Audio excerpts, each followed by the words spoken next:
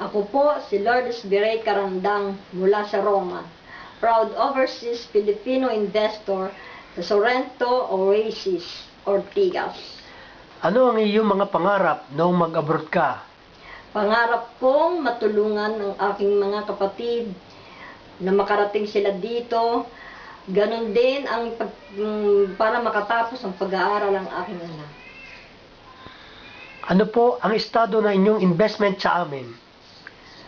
Nakakuha po ako ng isang studio type na sa ngayon ay inumpisahan ko ng hulugan.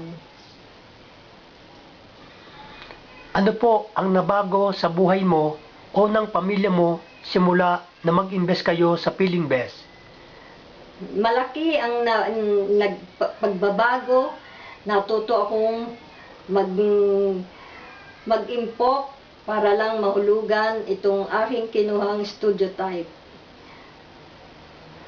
Ano po ang inyong pangarap na natupad sa tulong ng investment? Pangarap kong matirhan nyo ng aking mga anak, ang aking apo, na sa ngayon na magsisilaki na mag-aaral sa Maynila na hindi ko na po problemahin ang kanilang titirhan. Proud overseas Filipino investor ako, PhilInvest.